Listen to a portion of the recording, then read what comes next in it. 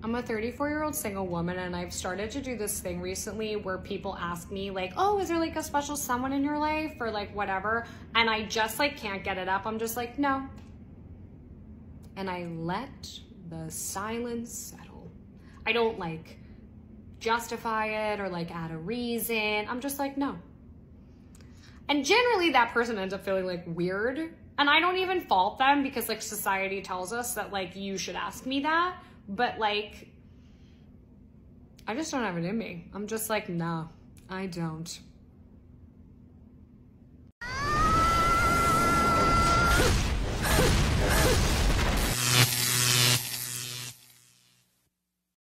Welcome to The Wall. In today's video, several modern women share their views on relationships. We'll see how one says her grandmother suffered in her marriage, while others express their fear of being rejected by the man they like. Make that like button feel your support and join the channel by subscribing. Add some of your love to the movement. That's the only contribution we ask of you, man. Share your experiences in the comments to guide other men. Without further ado, let's get started. You know what the crazy part is? That we probably both like each other, but we probably won't be together because we're both stubborn and we won't let each other know. Like, we'll give each other hints. Like, I'll sometimes like your stories. You'll always like my stories. But at the end of the day, our ego and pride is just way too big. It's too big for this world. And if you don't reach out to me, I'm not going to reach out to you. And if I don't reach out to you, you're probably not going to reach out to me. So we're going to go out sad about each other. But at least we like each other behind the scenes. And we can admire each other behind the scenes without actually ever being in a relationship. But we know what's going on. And we can telepathically communicate. But we won't actually ever physically communicate. Because that's just too much. That's just doing the most. So we'll just end up slowly growing apart as the days go on. Because our pride and our ego, it's just way too big. No! God, please, no! No! No! When I was a teenager, my father gave me the most important advice for the courting stage. Don't fall in love alone. This means stop idealizing someone, stop creating a Disney movie in your head about a person who, in reality, might not even know you exist. He told me if you want something, go for it. The worst that can happen is they say no. That advice has always worked for me. It saved me time, and especially from romanticizing someone who doesn't feel the same way about me.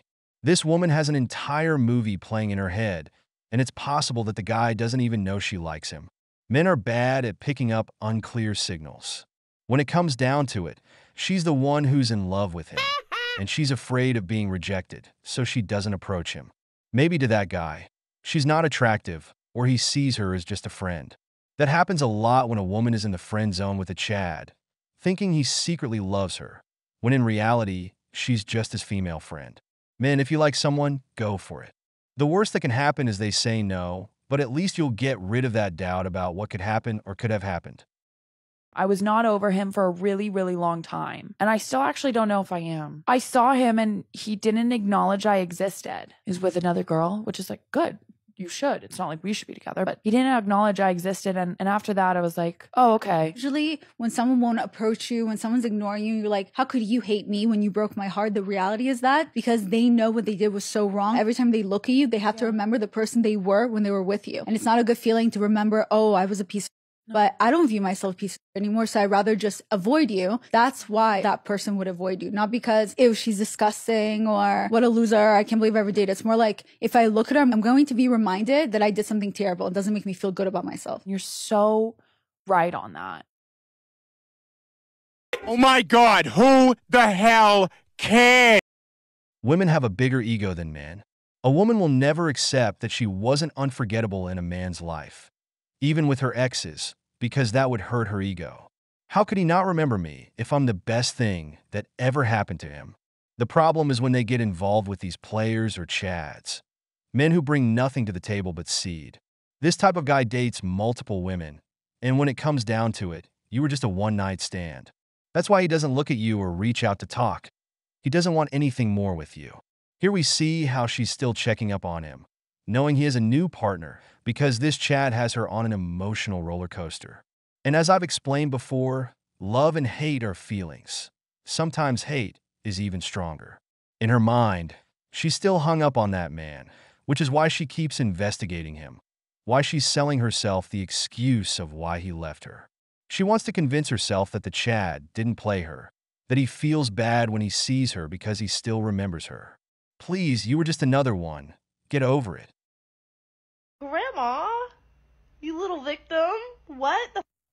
My grandmother was 14 to 15 years old when she got pregnant. My grandfather was around 20, 21, 23, 22. I'm not sure. It bounces back and forth. I have no idea. All I know is she gave birth around the age of 15. She had gone on a petty date with him. Not even like, oh, I want to go on a date with this guy. This guy's asked me out. No, I think it was a double date, and her friend wanted her to go on a date with her and this guy and this guy's friend, which turned out to be my grandfather. And she ended up pregnant. I'm not sure if they dated a little bit before the pregnancy happened or like right the first date. But my grandmother's mom said, I am not raising a child. I'm not raising another child. Had enough. You're going to go marry that man. My grandmother did not want to marry him. Not one bit. She downright refused, but ended up marrying him anyway, because what was she going to do? She was about 15 years old and ready to pop. He didn't allow her to drive, didn't allow her to have a job. Her job was to cook, clean, and take care of the kids. She had her second son when she was still in her teens. The third son, which was my father, came out when she was in her 20s. And he was an oops, just like the first one. An oops. They stayed together up till my grandmother passed away in 2020. My grandmother didn't know life without a man who treated her horribly. He was abusive. He did drugs. Eventually he turned to the Lord and thought he was the best thing ever. No, not the Lord, not Jesus. No, himself. He thought he was the best thing ever. Thought that the man was the best thing that ever happened.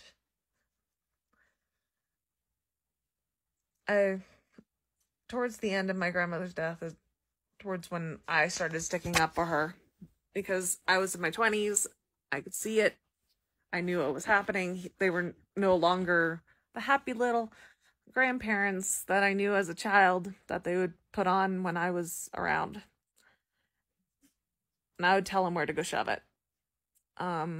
He did not like that. He told me I'm going to hell.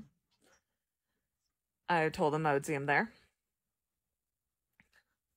Sadly, he is still of the living. Why, I do not know. Why are old people like this?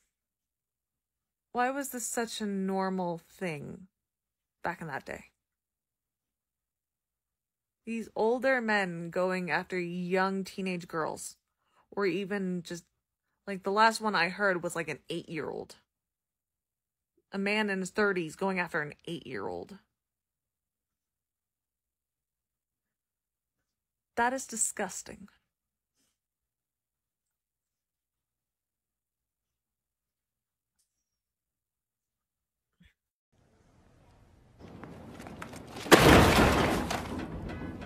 The grandmother didn't raise her well, because just look at how the granddaughter turned out, a woman from the purple hair movement. Let me tell you something. As an outsider, you don't really know what happens inside a relationship. The story sounds great depending on who's telling it. Divorce was legalized in 1969. Her grandmother died in 2020. She could have divorced in the 90s or 2000s. She could have left that man, gotten a job, or wanted to study to be more than just a housewife. She could have made her own decisions, or maybe she just liked the comfort of being a housewife, not having to worry about working. Maybe she had problems. No one is perfect. But I didn't see this man holding a gun to her head, forcing her to stay with him all her life. She never made a decision for herself. All I see is that her grandmother was a woman who stayed married all her life, who had her struggles but didn't abandon her marriage. In the end, she raised several children, had a good family, even if there was one bad apple in the garden like this granddaughter.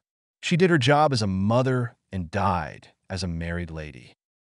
I remember reading like a text post about some philosophy professor, and he was like, do you think love is a feeling or a choice? And what it boiled down to was, as you get older, love is a choice. And when you think about it, it's true. Like, you choose to continue maintaining your friendships despite distance and life changing. You choose to keep calling them and reaching out and remember their birthday. It's the same in romantic love, because if love is a feeling, you can't rely on a feeling. Like, think about the last time you were angry. That didn't last forever. The last time you were happy. That didn't last forever. Feelings don't last forever. You cannot rely on a feeling forever. But hearing that love is a choice and not just a feeling was such a huge relief for me, because if all I have to do is keep choosing the same person every day, I can do that. If I have to trust myself to feel that same feeling until I die for a person, terrifying. I can't promise that I'll be happy forever. I can't promise that my feelings will remain my feelings through a lifetime, but I can promise to choose someone every day for the rest of my life, the way I choose my friends. That does make me feel a big relief, because I am so scared of being with someone for the rest of my life. How beautiful is that someone gets to choose you every single day? Like, at the root of it, I think that that's what love is choosing to care and choosing to show up and choosing to share with the people in your life over and over and over again. Even when it's hard, even when it's easy, even when you're distracted, even when there's a lot of things going on, choosing the people you love and choosing to show up for them and choosing to let them show up for you is love. Yeah. Love is not a feeling, it's a choice. When you choose to marry someone, it's for better or worse. The problem is people only hear for better. Love has its moments of euphoria, moments where desire and happiness are at their peak. But like everything in life, we get used to it. That dream apartment of yours, 2 years later, you won't see it the same way, just like with your car or anything else, because nothing brings infinite happiness. As the saying goes, even beauty gets boring. That's why you must choose your partner every day. Choose to respect your vows. Choose to improve together. We live in a time of low tolerance and quick returns. I don't like something, I return it. I don't want to be here, I leave. This person didn't do this for me. I replace them. That's how you get trapped in a life where you only enjoy the dopamine rush of something new for a few moments, then end up hitting the wall because the wall doesn't forgive. The truth is that today is my birthday, and if you go back and look, you can see that I've made, I don't even know, 3 videos today in my car in this spot. But the truth is that I've been sitting in this parking lot trying to go in and get a coffee for 2 hours, and I'm just crying. Life is so hard sometimes, and social media is such a highlight reel, and working in content marketing is so hard because it requires me to show up. And there's a lot of fucking shit that makes life hard.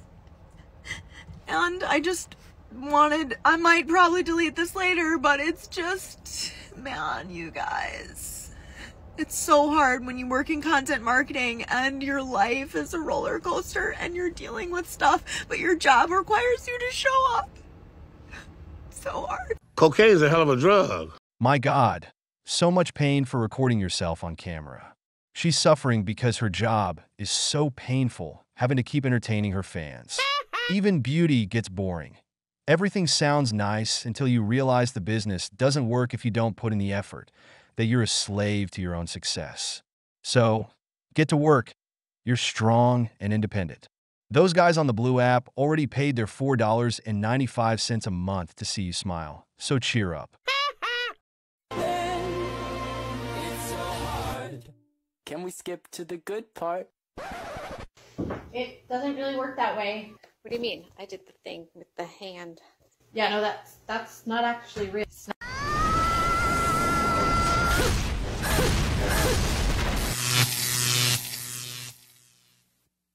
Welcome, gentlemen, to the wall. First off, a massive thank you to everyone who helped us reach that glorious 100K subscribers. I know we've been a bit MIA, medical stuff, you know how it is, but we're back stronger than ever. Fresh ideas, hard-hitting content. And today's episode is no exception. We're diving into the story of a woman who decided to get divorced, but spoiler alert, she regrets it now. You know, that modern fantasy that divorce is the gateway to freedom and empowerment. Well, turns out not everything that glitters is gold, and that whole idea of the grass being greener on the other side. Yeah, maybe don't bank on that. So, make sure that button feels your power. Subscribe if you haven't yet, and if you really want to support the movement, share this video with more men who need it. That's all we ask, brother. Drop your experiences in the comments because here, we learn together.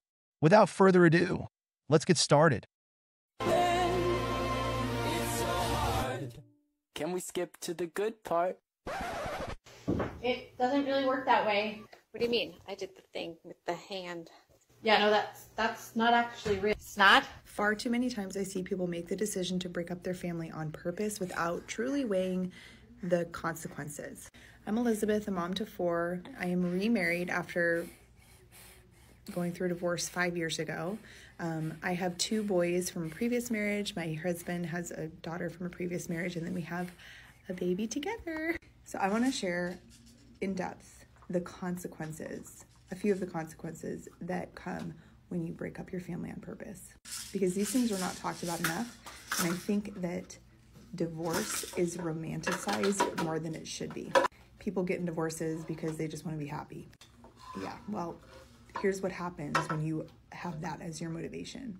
Number 1, your kids are going to suffer no matter how amicable the divorce is. Co-parenting is really hard. If you're going through a divorce, it probably means that you don't get along with the person that you're divorcing.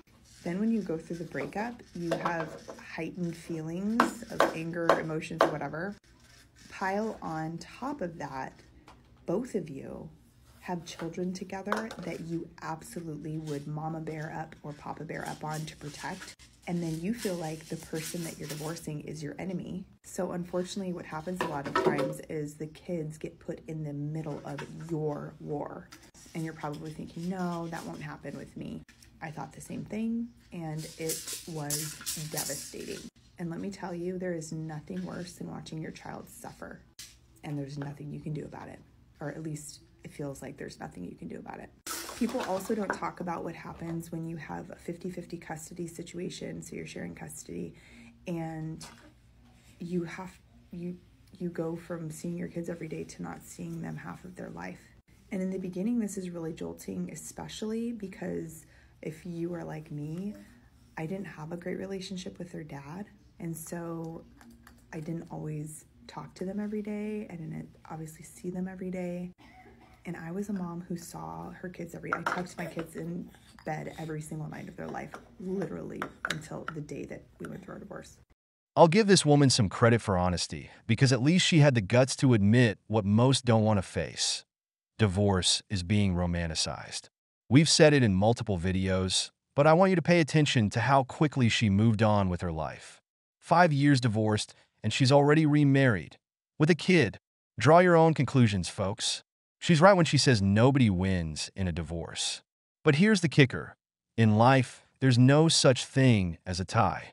If there's a house, a home, kids, and a routine, and someone wants out, it means one of you wants to leave. But here's the twist. Who's the one who has to go? Because she's divorcing you to get away from you, but not from her comfort zone. She wants you to leave. And that's where it gets juicy. She even says it herself. I thought I'd have an amicable divorce. But guess what? It wasn't. And of course it wasn't. How's it going to be amicable if I'm the one who has to leave everything I work hard for? That's when things get messy, but let's keep going. You also have to share holidays, and this is really, really hard. Because in the divorce, typically your community changes. And I don't know if you're like me, but holidays for me with my kids were like the most special thing ever. And then you go to not being able to see them on the holiday, it's really hard. You basically have to make brand new family traditions and rituals, because every other tradition that you've been celebrating up until that point is painful. It's a painful reminder of what was or what could have been. I am not trying to sway you one way or another to go through a divorce, but what I will say is that if you are considering it, you have to consider the fallout for your children especially.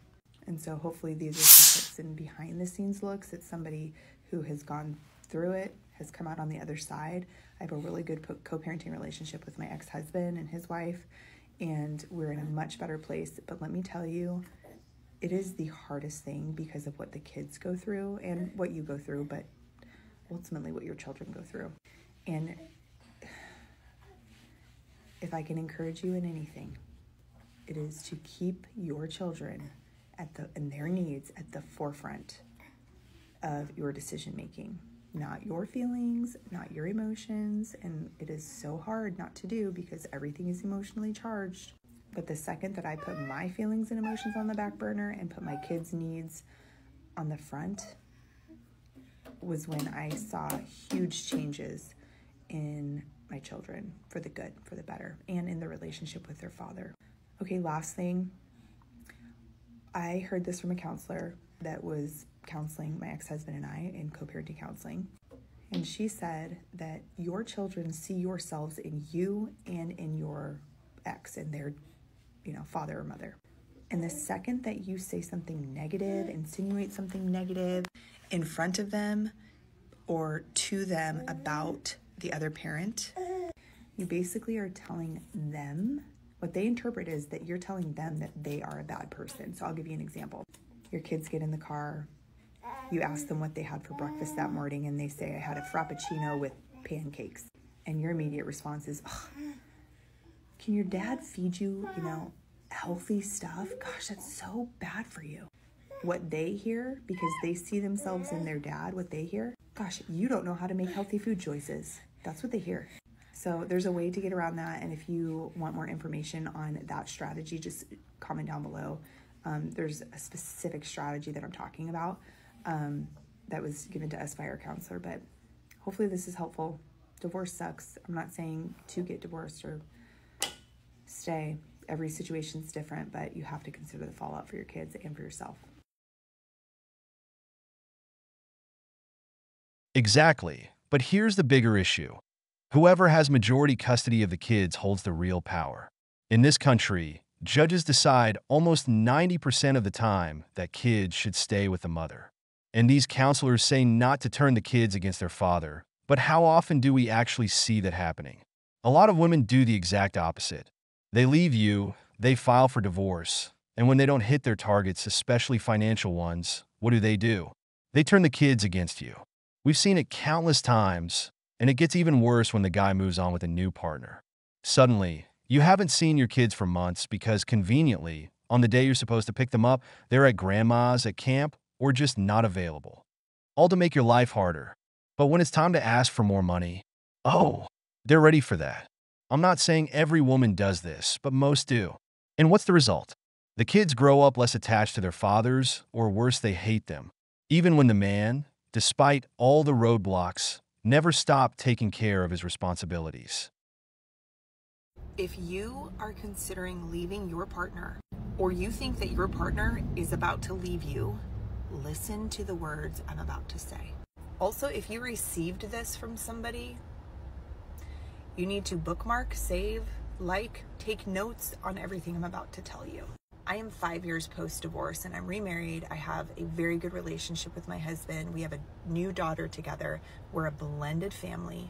I have read over 50-something books on marriage, divorce, attachment theory, all the things, have spent literally tens of thousands of dollars in therapy.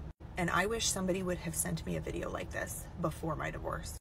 Sarah's comment, I made this decision and regret it 100%. My ex was a great man. I just thought I'd be happier alone after 20 years of marriage, but I was miserable and my daughter was miserable. Biggest mistake ever. First of all, Sarah, thank you for your authentic transparency. It is refreshing, but also extremely sad. I'm sorry that you've gone through that. And here's what I want to say. No matter the path you take, whether it's staying in the relationship or going through the divorce, both situations take work. Staying in a relationship takes work to have a healthy marriage. And when you decide or whatever to pull the trigger on divorce, you're going to have an entire set of new things to work on going through your divorce. And then multiply that by 10 if you have children. So if you're watching this and you think your partner is about to leave you, or you're considering leaving your partner, you have to choose your hard. because both are hard. And relationships forever are going to take work. You might think that this relationship is too much work for you and then you move on to somebody else, but surprise, you're going to have to work in that relationship too. So if you haven't even been to therapy with your partner, if you've not picked up a self-help book or listened to podcasts, I'm telling you, before you make the jump to divorce, especially with children, start with that. Start with doing some work, because when you go through a divorce, it is an entire, it takes work to leave somebody. It's not just you sign some papers. When kids are involved, it's not you just sign some papers and you move on. Cocaine is a hell of a drug. The real problem with our society today is believing that when you make decisions that affect a group of people, you'll be the only one who ends up happy. That's not how it works. First, you ruin your husband's life, then your kids' lives, and in the end, even your own. There's always that idea that the grass is greener on the other side. But what usually happens? They leave the man who was willing to do everything for them, the man who truly knew them, just because the marriage got boring, because their life lacks those new thrills they crave, or because they can't handle their own personal unhappiness. So they decide to get divorced. But when they realize that this new adventure they imagined is nowhere near what they expected, and that their life is even worse, that's when the regret hits. And it's even harsher when you have kids who, day after day, remind you that you ruined their lives too.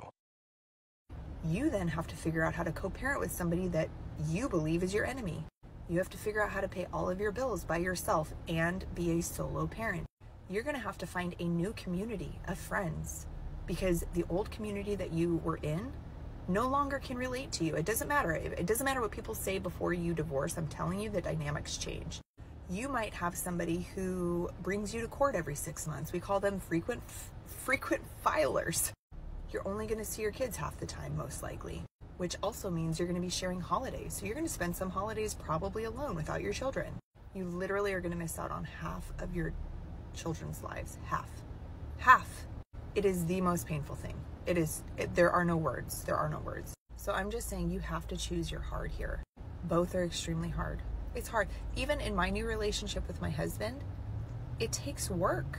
He and I have gone to, marriage conferences and read so many books together, and we have set time aside every single morning to have coffee and connect with each other. We are constantly sending each other podcasts and books, and because he's gone through a divorce, I've gone through a divorce, we have agreed we are never going to go through that pain again. But we also, some of that pain that comes with divorce is watching your children suffer, and we don't ever want our kids to experience anything remotely close to that ever again. Now, I have to say, this does not apply to all situations. There are some situations with abuse and things like that where, yes, you need to leave. I am not talking to those situations. I'm talking to the people who, they just don't get along, or they don't like their spouse or whatever, and they're like, man, I could probably be happier somewhere else. One of the comments that was on this video, he said something about how it was the best decision for him, but the worst decision for his kids. And man, I was like, yes, I resonate with that. Because I can find happiness and peace and joy and all of that, but the children, oh, it's devastating. So choose your hard. My recommendation, and take it or leave it, is to at least try the hard first before you break your family on purpose. Try going to counseling, try the books, try all of that, and send this to somebody if you're thinking about leaving your partner, because what they're telling you is, let's do this hard before we have to do that hard. When women really regret getting divorced? It's when they have to fill the man's role in the house. When they realize they now have to cover all the expenses, handle all the repairs, do all the cleaning, and also step in as the father in their kids' lives. And to top it off, when they see that the kids prefer to be with dad over staying with them. That's when it really stings. That's when reality hits hard, because many minimize what the man did for them. And when you suddenly realize that your husband was covering everything that made your life more comfortable, that's when the regret kicks in. And of course, it's even worse when the quality of life drops to the level that only your own job can support. It's even worse when they were married to a wealthy man, but after the divorce, they don't get the alimony they were counting on. Suddenly, they have to live off their own skills, which in many cases is only enough for a job at a coffee shop. That's when they try to fix things. That's when the regret of the divorce really hits them like a ton of bricks. I wonder how much the return policy in our nation and in the world, are there return policies in other countries? But I wonder how much that return policy directly affects the rate of divorce in our society. I'm getting ready and I'm literally just thinking out loud, so please be kind. I haven't really thought this through, but please be kind to me in the comments. But hear me out. Okay, I'm gonna give you an analogy and then I'm gonna tie it into a divorce situation in a second, so just hear me out. Okay, so say a little kid goes into an ice cream shop with his dad, and his dad goes over the flavors of all the ice cream, and his dad's like, all right, what's your choice? And the little boy's like, I want the vanilla with sprinkles. And they go up and they buy the ice cream, and as they're walking out of the ice cream shop, the little boy looks over and he sees another little boy with ice cream with something different than what he has, and he's like, no, wait, I want that one. But like, it's ice cream, like he's already taken bites of it, like he can't return it. So he can choose to be happy with his decision and go back to all the reasons that he chose this ice cream, or he can compare, and we all know that comparison is a thief. And here's my thought on comparison. We have a tendency to compare up to what we don't have instead of comparing down to what we do. Let that sink in for a second. And so literally just thinking out loud, I wonder how much of our divorce rate in the United States is because we are so accustomed and trained to returning the things that we don't want anymore or comparing to other things.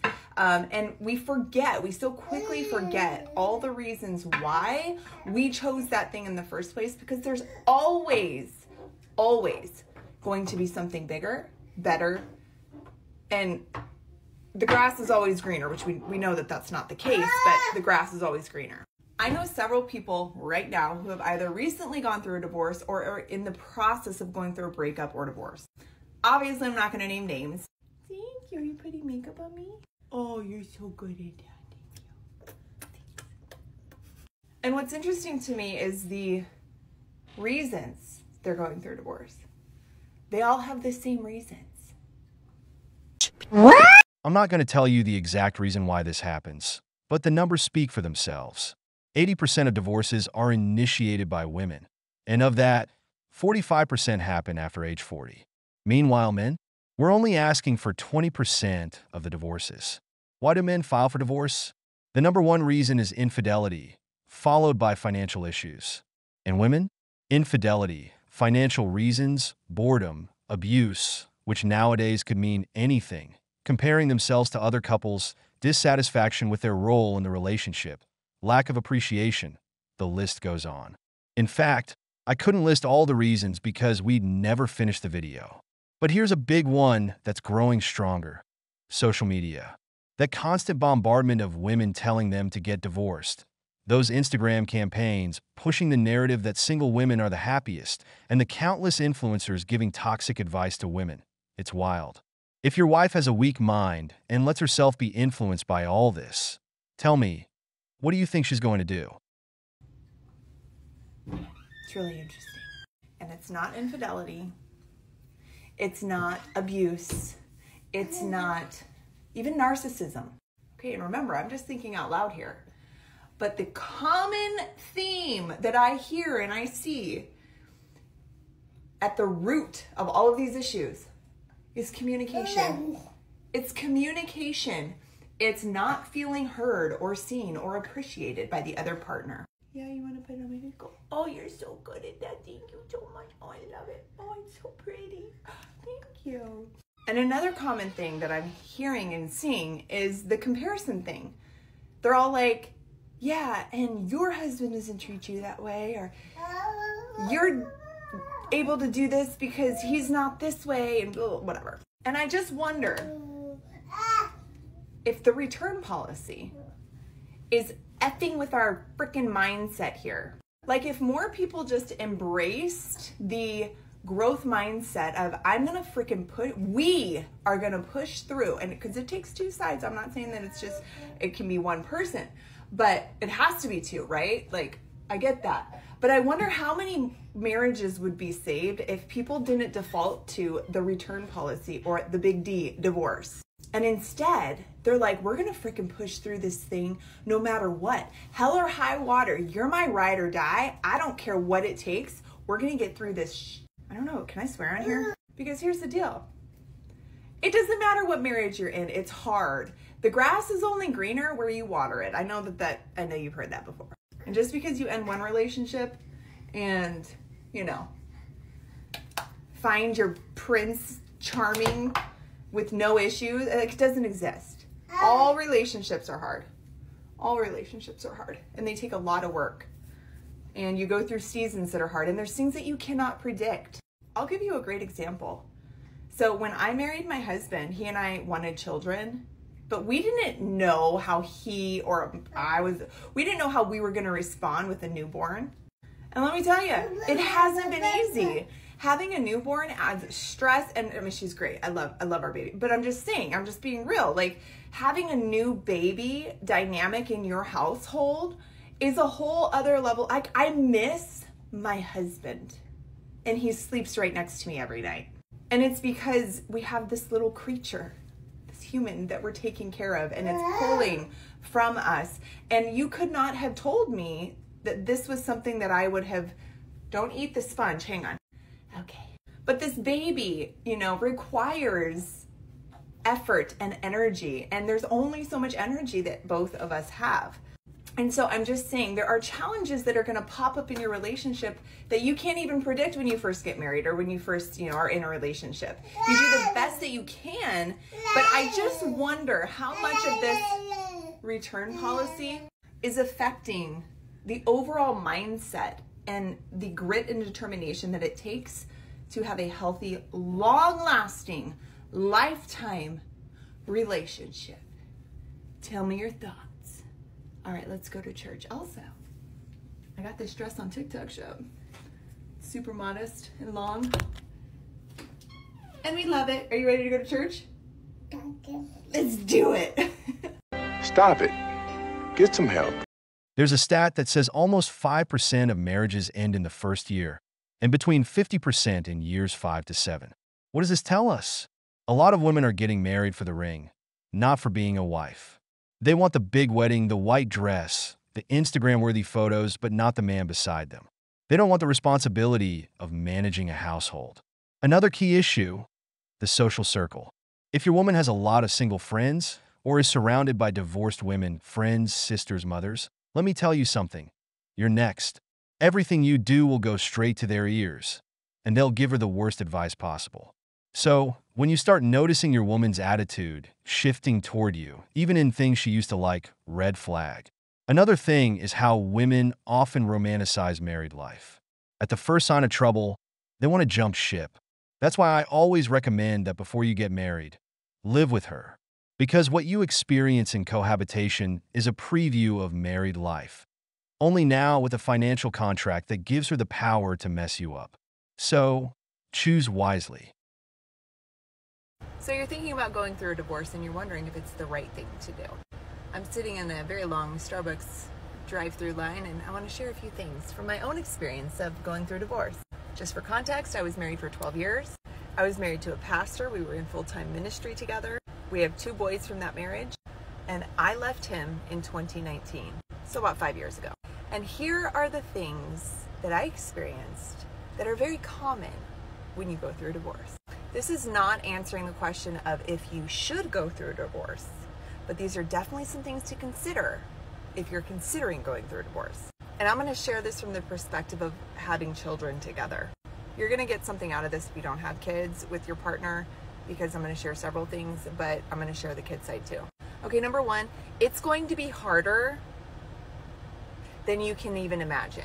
Like, I remember before I had a baby, people telling me, all the old grandmas in the church telling me how painful it was. And I was like, yeah, okay, I'm going to get through it. I'm going to get through it. And yeah, you do get through it. But when you're going through it for the first time, holy guacamole, it is way worse than even what they described to you. You literally think you're going to die. And so that's divorce. That's divorce. It's going to be harder than you even imagine. You know how they say, like, it feels like your heart is literally physically breaking? There is so much physical pain that comes with it, like, just a forewarning. Okay, so that's the first thing. All right, second thing, your entire life will change because you have built a life with this other person, and now that person is no longer there. And when I say change, just stop and think about all the things that you guys do together. Let's just talk holidays. What traditions have you established? Going to see Christmas lights? Do you do scavenger hunts with your kid? Do you go see his family, your family? Do you bake cookies? Like, what are those traditions that all of a sudden, when he's no longer or she's no longer there, you're going to be doing by yourself, or it's going to be too painful for you to do, so you're going to have to do a totally different tradition. Also, think about your friends groups. What friends do you have that are married? You're no longer going to be able to relate to those married couples like you did before. I promise you this, believe me when I say that people who say that they'll be there for you forever, it just changes the dynamic. And they might be there for you, but they're not going to understand, especially if they haven't gone through a divorce. My entire community changed. Entire community. I probably have 4 or 5 girlfriends that like are lifers, but my entire community, how I related, how I interacted, everything changed. Okay, there are a lot of different things, and I saved the best or the worst for last, and that is the kids. I could make a 25-minute video of all the things, but I'm going to end with this one on this. Okay, your children are going to suffer, and there's not going to be anything you can do about it. And if you're lucky, you're going to get a co-parent that will actually co-parent with you. But let me tell you, if you don't, and that co-parent alienates your kids, turns them against you, the conflict that you're going to see inside your kids is going to feel like somebody shoved a knife and is slowly twisting it in your heart. I don't know how to say it any other way. And there's nothing you can do about it. At least that's how it's going to feel. Now, I will say, in the beginning of our divorce, the first 2 years, it's exactly what my experience was like. My ex and I were in a battle that was, I'm talking hell. Everything from restraining orders to court-ordered mediation to every single week therapy. Like, it was hell.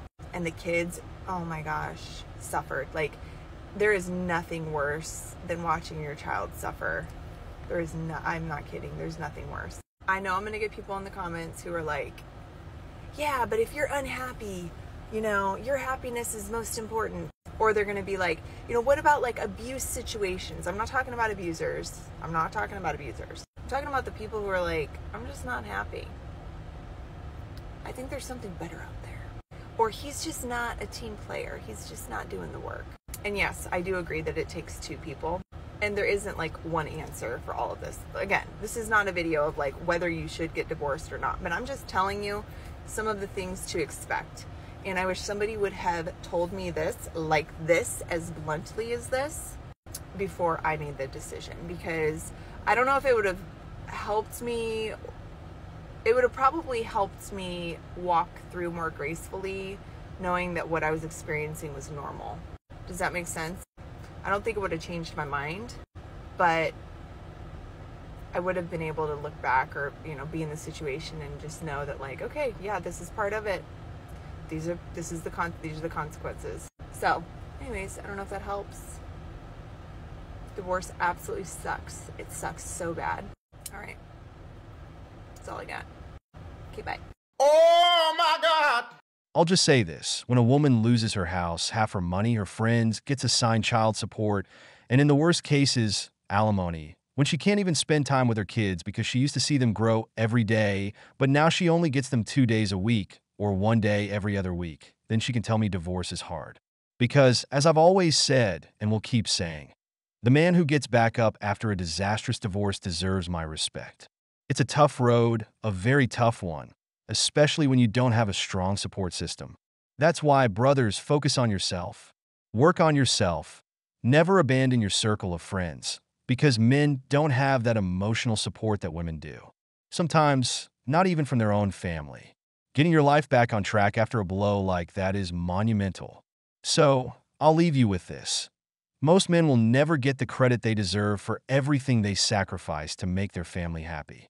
girl math is if I spend one whole day with you, that does not equate to one whole day. Like, I miss you. Let's do another one and another one and another one. Ha ha ha, again. Now, 3 full whole days with my man is technically 1 day. So 3 days equates to 1 day. So, of course, I miss you after 1 day hanging out. That don't count. Like, come on. So, with that being said, 3 full days, 1 day.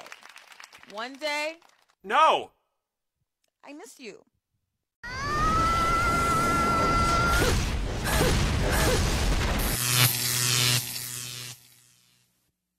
Welcome to The Wall. In today's video, we'll see how a woman is upset because the man moved her into his house and expects her to do some cleaning. We'll also look at how a single woman is angry about the cost of living and how a husband discovers his wife isn't capable of paying some bills. Hit that like button to show your support and join the channel by subscribing. Add a bit of your love to the movement. That's the only contribution we ask from you, man. Share your experiences in the comments to guide other men. Without further ado, let's get started. Would you have to pay your rent even if you didn't move that woman in? The rules of adulting say yes. Would you have to pay your electric? Would you have to pay your water? Would you have to pay for food if you didn't move that woman into your house? Again, it's called being an adult, so yes. Yes? Yes, you would? Okay, then great. Stop complaining. It's not like by having her live there, she is now indebted to you and to be your house servant. I'm curious. Who exactly thinks this way? She should absolutely be expected to clean up after herself, but the fact that you men think that because you invite a woman to come live with you, that now she is your domestic servant, that is crazy to me. And what is crazy to me is that there are a lot of individuals out there that seem to think that a lot of men think like this. But seriously though, if a person decides to move another individual into their house, that person would be responsible for 50% of the bills and 50% of the housework because they live there. It's called being an adult. It's really not that complicated. So let me get this straight. You want to be moved into the house, you want your bills paid. In other words, the man has to take care of you, and you don't want to do anything around the house. I'm surprised you're not single, because as she says, if I didn't move you in, I'd be doing my own things, but by moving you in, I've got more problems. On top of the expenses, there's the mess you make. It's not that you owe me anything. It's that you have a responsibility as an adult. These are the kinds of women that hold a man back because they don't help with anything, but they demand everything. Women like this, leave them to hit the wall. Don't bring chaos into your life, because a woman who doesn't add to your life shouldn't take away from it either. How are people affording life right now? How are people tackling this cost of living on the average American salary? I just watched a TikTok of a teacher who makes a teacher's salary. I don't know what state she's in, so I don't know how much she makes, but her 1-bedroom apartment is $2,000. And when she spends $2,000 on that 1-bedroom apartment, it doesn't even come with a washer and dryer. So she has to go pay an additional $2 every time she wants to use their washer and dryer. Okay, like, how does that leave her any extra money to spend? And then she said she had a $400 car payment, which some people were bashing her on that. But in today's economy with interest rates, that's really not that bad. And I'm sure she needs a dependable car.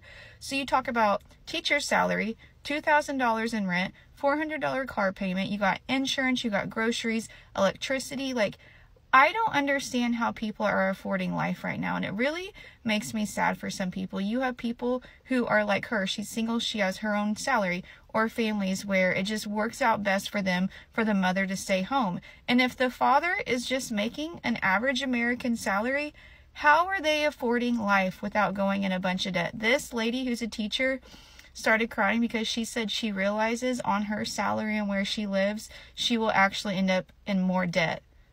Then, like, she will just continue to accrue more debt and more debt and more debt because her salary is not matching the cost of living. And what's sad is I've seen people be like, just spend less. Listen, guys, the cost of living is rising and our salaries are stagnant, okay? So there's not just spend less. That's not the problem here. The problem is the cost of living is outrageous, and minimum wage in some states is still $7.25. Teachers in some states are still paid a ridiculously low salary, even though their job is super important. I don't know what we can do about this, but I'm just going on a rant because it really, really pisses me off. I've been hearing a lot lately that single women can't handle this economy, especially since even with a $40,000 a year salary, like what a teacher earns, they're not able to support themselves. And let me tell you, there are possible solutions for this. The most important one that she should consider is finding a husband, because 2 incomes in a household help a lot. The second would be to move to a different place. If you can't afford the cost of living in one area, change your location. Every state has places for people with middle and high incomes. Single women are crying about this, but it's more about playing the victim, because some men don't even make that much, and they're not having these problems. Why is that? Because a man learns to live within his means, learns to make more money, and if not, he finds a second job. He doesn't complain or cry. He works, that's what he does. But in the next video, a woman gives us some tips on how to lower the cost of living. Every time we go to motherfucking Walmart, bitch, we gonna scuffle some shit out every time. Class at its finest, bragging about liberating items from a store while walking by a police car. It doesn't get better than that, does it? It's free 99. Fucking with me. Look at this. Ooh, got me some. Free 99. Isn't that cute? Unfortunately, that's just not the case for people that actually choose to follow the law and aren't so full of self-entitlement that they think it's okay to take items from a store without paying for it and then brag about it on social media.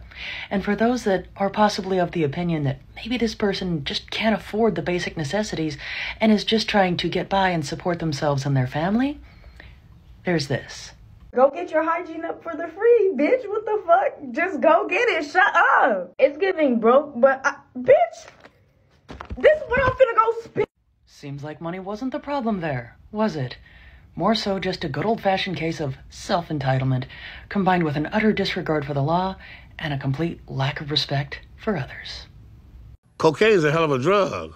After ending up in jail, she tries to play the victim.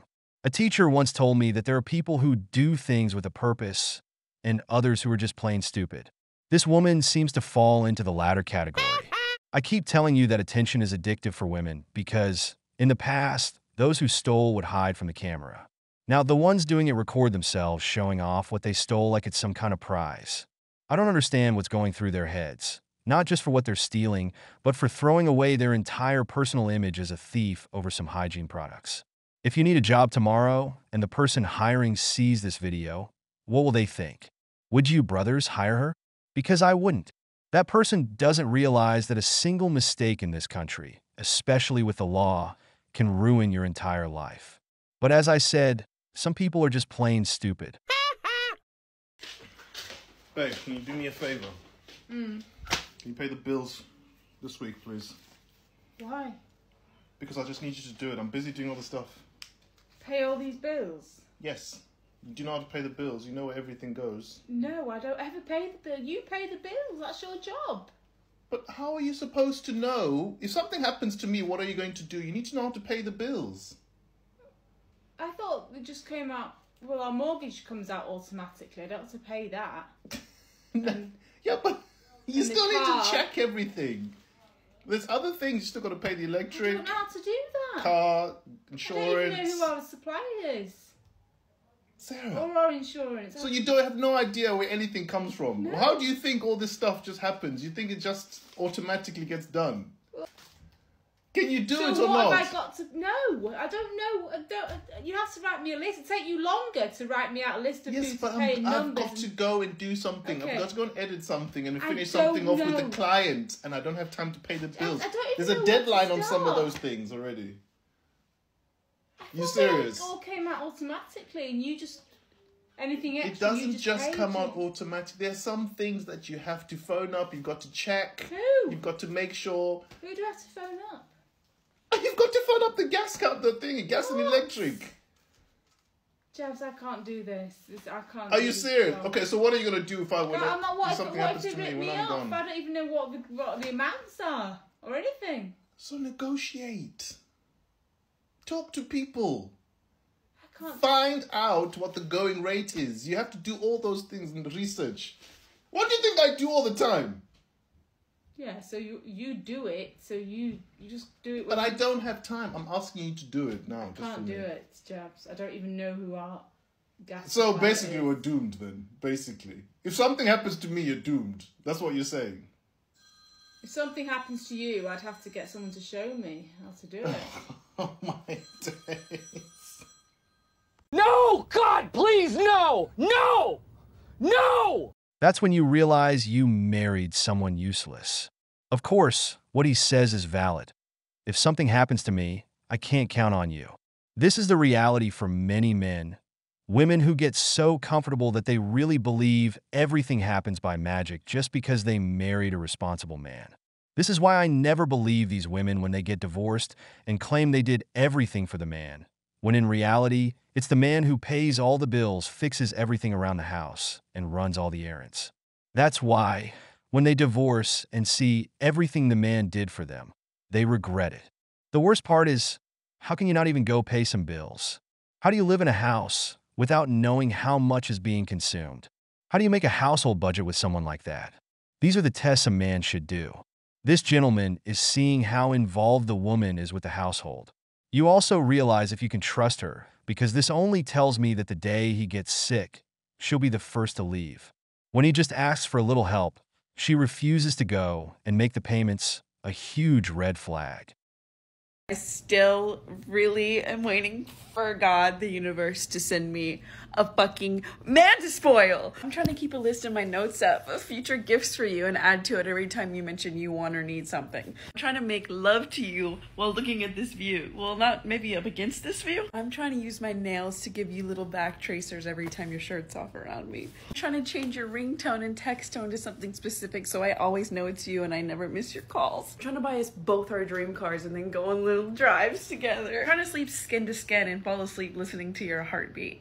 It may be synchronized heartbeats. I'm trying to hear all your great ideas that just need financial backing, invest in them, and then sit back and watch you just do something you love and build an empire together. I'm trying to give you unsolicited massages. I'm trying to make a list of all the restaurants you mentioned wanting to try and then pulling it up whenever we're like, what should we eat? Kind of plan our dates sometimes. That doesn't always have to be your job. Let me take the load off. I'm trying to be your best friend. And I still really want to get you flowers. I know nobody gets you flowers.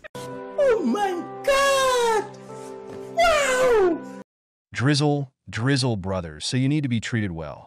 I've always said, if a woman doesn't treat you like the best option she could ever have, then she doesn't love you. Because a woman who loves you pampers you, takes care of you, and shows her love through actions and acts of service. Never settle for less. Remember to learn to gift your absence to those who don't value your presence. If she doesn't add to your life, she shouldn't take away from it. Beyond her beauty, a woman must also bring femininity, acts of service, and fertility. A woman who knows how to take care of her man, who invests in her man, is a woman who will reap the rewards from that man. If you want to be treated like a queen, you first need to qualify with the king. Drizzle. Where are all the women who lost their male partners to red pill content? Front and center, please. Because I want to know what happened. I want to know how he started off when y'all got together and how red pill content changed him and how the partnership ended. What did that look like? And I also want to know, how did it feel to lose somebody you thought you knew to something as trivial and shallow as red pill content?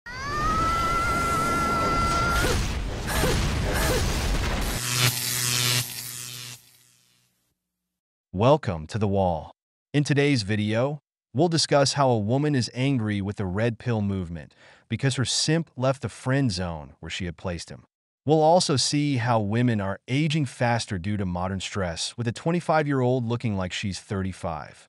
Plus, we'll hear a woman talk about male privilege and how women's hypergamy is making them unhappy. Show your support by smashing that like button and join the channel by subscribing. Add some love to the movement. This is the only contribution we ask of you, brother. Share your experiences in the comments to guide other men. Without further ado, let's get started. Where are all the women who lost their male partners to red pill content? Because I want to know what happened. Yeah, I'm right here. I lost one of the loves of my life. One of my best friends, had known him over 20 years since before we were born, to red pill content, and I want to talk about it today. I do think it's important to educate people and keep them aware of this. Well, it was like a 5-10 year long process, so strap in. And I think one of the hardest parts wasn't accepting losing him, but having to accept that, like, this person, these ideologies were inside him the whole time. So his name was Jared. We grew up on streets near each other, and our families knew each other before we were born because we were all homeschooled. So obviously when we were little, I had a big old crush on him because he was the only boy my age I had ever spoken to, but he had no interest in me because he was a little kid. So for a lot of the middle years, he goes back into school. We don't talk. He's in the grade above me. But once we get into high school, we actually reconnect somehow, and I forget how, but I'm a total nerd in high school, and he is like a hockey jock. But he was always a really sweet kid. So for a while, I believed him when he swore his hockey friends must have stolen his phone in the locker room and sent this message to me on Snapchat that said, "Why don't you make yourself useful and send over a pic?" And when I was like, this is really random, like, this doesn't seem like even your verbiage, what's going on, dude? They blocked me on everything on his phone. So we didn't talk for several years after that, and I found it a little bit weird that, like, dude, we were talking every single day, and you didn't even think to look me up and notice I wasn't even in your phone anymore? But anyways, he gets dumped by a girl who absolutely shatters his heart on college, and we actually reconnect because we match on Tinder. And at this point, he is emo, right? He has all the bracelets, he listens to heavy metal, he is very atheist, he has a lot of Satan stars and whatnot. He is the furthest point in the universe from the typical red pill boy. So when he's back in town, we actually go on some dates, and he gets really sick, so I bring him over some soup and like some cookies that my grandma, who I was living with at the time, homemade, and we have some really cute, like, cuddling, watching TV, nothing else sort of dates. And it was just like old times. And then after that, he actually kind of rejects me by ghosting me a little bit, but he wants to remain friends. And I'm fine with that because we were friends our whole life. And the more I get to know about him in that point, the more I realize it's probably for the best because he's in a lot of therapy at that point, which is very important because he has such bad anxiety and depression and things like that that he can't even leave his home to go out in public. And also, he's still obsessed with this girl who has blocked him on everything, and he won't tell me why. But one day he says he found her address and he wants to write her a letter because he thinks it'll be super duper romantic and win her back. He had this tendency to do that, right? Like, romanticize all of his actions when from the outside, like, this girl has blocked you on everything, she has told you not to contact her, and now you're tracking down her address. And I tried to explain to him that that's kind of terrifying behavior, but I don't think he listened to me. I do think he sent the letter, and I don't think anything ever came of it. But at this point, he decides... Stop it. Get some help. At what point in the story was this guy red pill? Because to me, he's just a loser, and you've got this simp in the friend zone. The woman in the first video clearly says, who lost a partner because of the red pill. This woman is talking about a male friend with whom she wanted something more, just to make a comparison. This clearly shows when you don't know how to speak on a topic, but want to relate your problem to a popular issue. This guy was a loser, a guy who didn't have the courage to approach this girl, even though it's obvious she had him in the palm of her hand. She says that her friend was the one who sent her that message, but it was probably him. Then, he rejects her because he's pedestaling another woman who clearly doesn't want anything to do with him. But even worse is this woman who continues to chase him.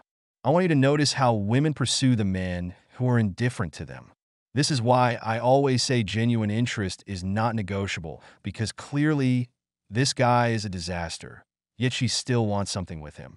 You know, the typical woman who thinks she can fix a man, save him from himself. But let's continue.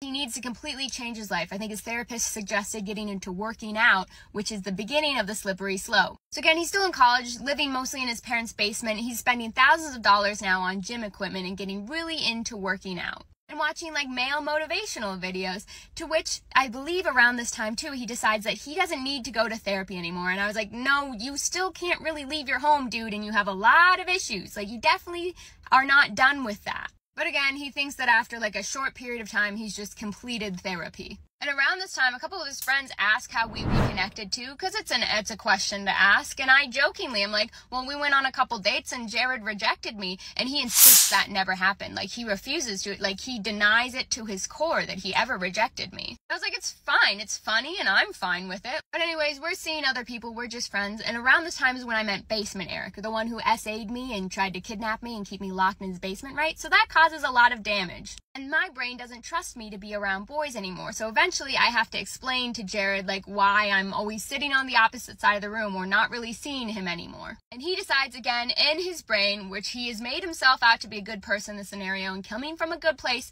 that he can fix me, actually. Because you just didn't get hugged enough as a child and you aren't shown the proper amount of affection. So he starts forcing me to, like, cuddle with him and hug him, even when I tell him no and to stop. And from all the working out, he's becoming a very large man that I can't fight anymore, and so it's starting to get scary when he doesn't listen to me. And he also starts making this frequent joke that we need to go out on, like, formal friend dates because, like, I just deserve to be loved and shown love. Which, again, I believe came from a good place, but I was like, no, like, I've been on real dates. Like, I've been on fine dates. It's fine. I've been on a good date before. Like, I love you, dude, but you also still refuse to leave your home to go to most places, so it wouldn't work out anyways. So because his behavior towards me is actually making my issues worse at the time, I'm in a lot of intensive therapy myself for this, I have to distance myself or make sure that his other friends are around whenever we're hanging out because he doesn't do any of this stuff in front of his other friends. And an interesting note is now that he's moved home after college, instead of hanging out with his more left friends from college, he's just hanging out with his high school friends that all are on the right. And that starts to really speed up his change in behavior. And around this time, we're both dating and seeing other people, and he never really likes any of my partners, which is fair. I had a lot of duds. But the difference is every time I had a boyfriend, I really wanted to connect him with Jared. Like, I wanted them to be friends because isn't that the goal? He finds a partner, I find a partner, you and your best friend, like, we all live happily ever after together. But no, because whenever he got a girlfriend, I was never allowed to meet her, no matter how many times I begged and asked. And also, every time he got a girlfriend, of course, she was blonde, my height, and he kind of stopped talking to me when he was dating them. Or at least he stopped forcing me to cuddle him all the time, which was a win for me. Also, the cuddling stuff started again shortly after I started hanging out with him more, but I was able to deal with it then because time had passed. He'd also slowly started using, like, alpha male, beta male lingo. Like, he's hanging out with his gym friends 24/7. They have daily fitness, eating, you know, they have everything mapped out on an Excel spreadsheet. They're constantly on the grind. He's he's leaning into alpha, beta, all that. This seems more like two toxic people who can't figure out how to relate to each other, rather than anything red pill. First, when he's indifferent to her, she's crazy about him, but when he's ready to go after her, she's no longer interested. So, when she sees her simp is slipping out of the friend zone, she starts looking for him again. As usual, the typical he's right-wing and I'm left-wing excuse to justify their incompetence. This is simply a feminist trying to be with a guy who has traditional thinking.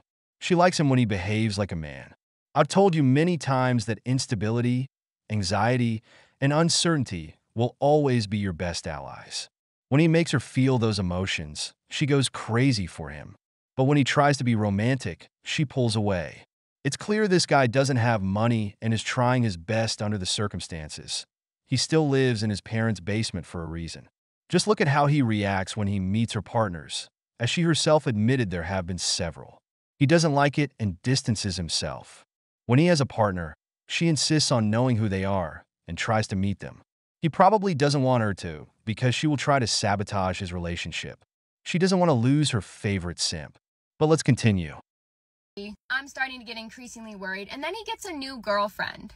And this girlfriend is super religious, super conservative, right? And all of a sudden, out of the blue, Jared suddenly is talking about being religious and going to church. And he's going and playing tennis and doing all these things that I've never heard of him doing before. And he's starting to say some of the concerning things he would just let slip when he was one-on-one with me out loud now. I remember our very last FaceTime. He FaceTimed me after he was playing tennis with his girlfriend. I was talking about a date I had gone on, but we didn't really click. And he starts going like, you need a beta male because you have like an alpha energy. See, I'm an alpha male, so I need like a beta housewife. It's like I'm just stunned by everything that's coming out of his mouth all of a sudden. And then at some point, I kind of must have made the comment that I was like a little bit concerned about all the conservatives and the things he's been hanging around for him to say this. And he utters the phrase, well, technically, like, voting conservative is the most alpha male thing you can do, right? Because, like, you're voting to suppress minorities and women. You're maintaining your seat at the top. And in that singular moment, all hope in my body left, and I disconnected from the conversation entirely. Did not try to continue to engage. I just made a natural exit. Because also, sir, you are the furthest thing from an alpha male I've ever met. Like, you can barely leave the house, and now this girl has entirely changed your personality. And two, You are Asian. Now you are half Asian, but if a white right male looked at you, he would say you are Asian. You are the minority that you are saying you're voting to suppress, sir. But I just let it go. I didn't say any of that because I knew in that moment he was too far gone. After that, I no longer took any of his texts and phone calls, and I finally reached out to one of his other girl friends to ask if he had ever done any of this to her, because he always insisted to me, like, cuddling and whatnot is just what friends do. Like, it's totally normal. She said that was weird. She said that she had never seen him act that way to her before. Like, I don't know why, but he was only doing this stuff to me. After I got that confirmation, I sat down and I wrote a thick Google Doc text to send to him, to be very clear as to why I am cutting communication with him. I am terrified of him. I am terrified of his behavior, the man he has grown into. I am disappointed. I lost my best friend, and he's become this person I don't even recognize or feel safe around anymore. I have to just accept that that boy that I shared so much of my life with, that I loved, is completely gone. I'm never gonna get him back, and I think about him all the time, and I feel like a part of me is just gone. And I'm so sorry that I can't let you back. But if you see this, I love you, and I really hope that you get better. I apologize that I couldn't really finish the story, but luckily that's pretty much the end of it, and you guys finally found out, like, the one thing I can't talk about very easily. But also, look, I bought new plants, so yay, new plants, replace men with plants.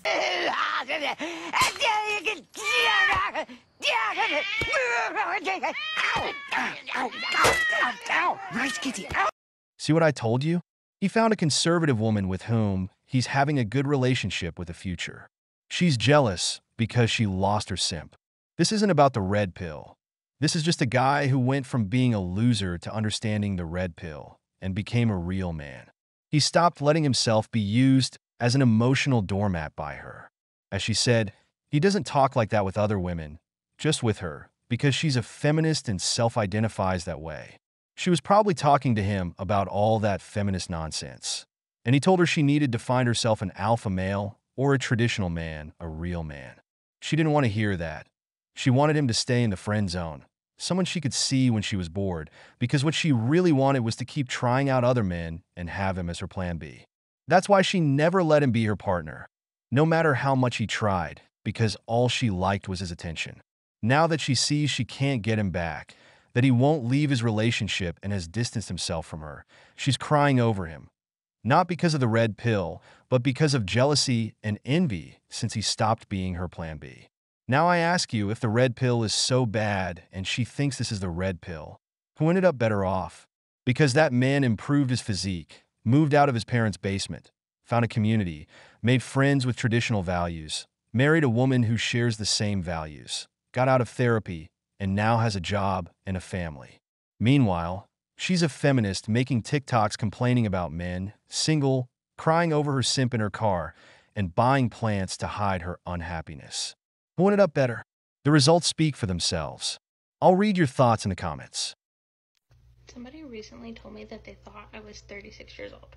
This might be controversial, but are Gen Z the fastest aging generation? So videos like this have been blowing up on TikTok, resulting in some serious aging anxiety from Gen Zers who are now entering their late 20s. Netizens are saying that it's no surprise that the generation that was raised in the age of social media, which normalized things like cosmetic surgery and Facetune, are now obsessed with anti-aging products, procedures, and trends, which has also already picked up among the youngest of the Gen Zers plus Generation Alpha. A series of TikToks with this viral filter have seriously distorted perceptions of aging and fueled a lot of fear, while social expectations and beauty standards are only making it worse. So are Gen Z actually aging faster? Maybe not. It seems way more likely that it's just social media perpetuating this age anxiety, and because it's nothing new, maybe this generation are just more used to comparing themselves on social media. Damn! Women have an obsession with their physical appearance, and this has always been normal throughout history. The issue with the current situation is that now you're not just competing with a girl in your school, university, or community. You're competing with the entire world. This is where women's obsession comes into play. Add to that the filters and phone cameras that distort women's perception of their real beauty, making a woman who's a 4 on the beauty scale believe she's a 7 or 8. The problem arises when they get on social media and encounter women who actually are a 7 to 10 in terms of beauty. Another factor is the stress and the creams or other drugs they're using, along with cosmetic treatments, that make them look older each day. But how could this be solved? I would say by reducing their stress and finding a man who provides security, protection, and stability in a home where she doesn't have to bear the burden of long working hours. She could have time to sleep, hit the gym, and look good for her husband. But to women, this advice is terrible. They'd rather spend thousands of dollars on creams and cosmetic treatments, work long hours to make that money, or sell their dignity on the Blue app. Then, you see happily married women in their 30s, and at the same time, you see the empowered woman of the same age, looking older and unhappier, with a cat. But that's the path of being strong and independent.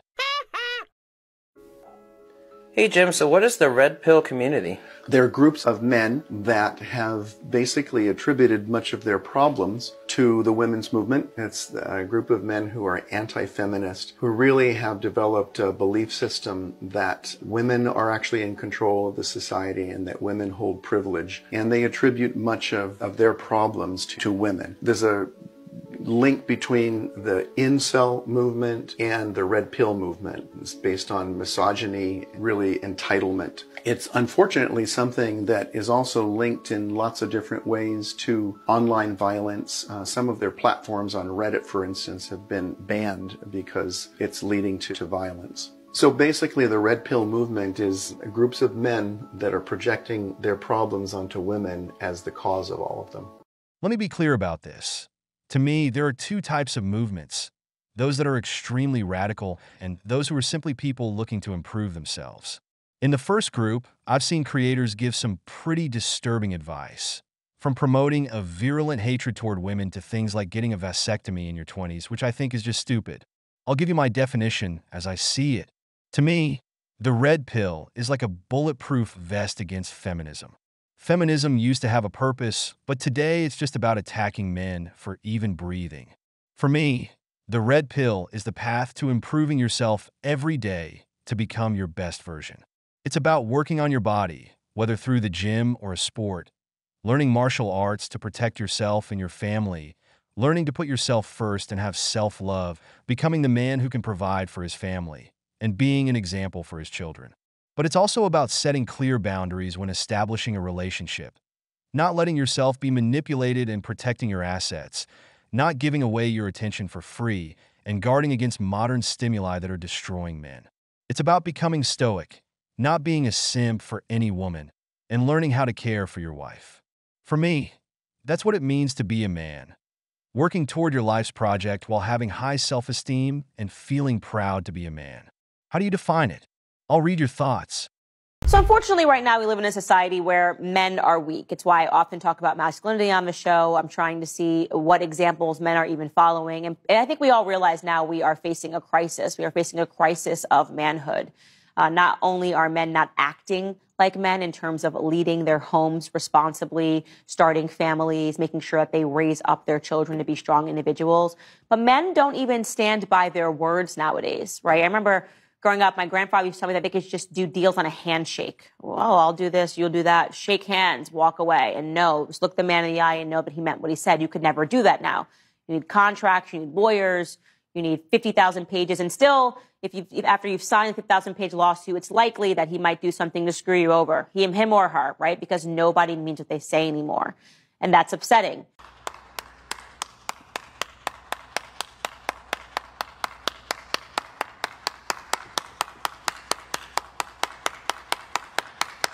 It's undeniable how studies show testosterone levels plummeting day by day, how the rate of men taking their own lives is on the rise, how more men are choosing solitude and isolation, and how men no longer have close friends. It's for reasons like these that I believe in the red pill, in men setting a path for their lives, because this gives life meaning and purpose. Today, there are so many ways for men to fail, from adult content to drugs that are more available than ever. Communities have fallen apart, and young boys are bombarded with ideologies that distort their perception of what it means to be a man. Any display of masculinity is labeled as misogyny. So how can I not believe in a movement that helps men who are on the verge of giving up to get back on track, build healthy bodies, become husbands and great fathers, men who protect and love their nation? Just look at the example from the first video, going from being a simp for a woman and a loser to having a family, improving his physique, and setting boundaries with a toxic woman who was only using him as an emotional doormat. How can I not believe in this when we see how it changes lives? Because women are hypergamous, they want males who are of equivalent or higher status than them socially. And the same isn't true in reverse. And so what that seems to indicate is that women, and the data bears this out, by the way, women are not happy if they are associated with a relatively low status partner in comparison to their own status.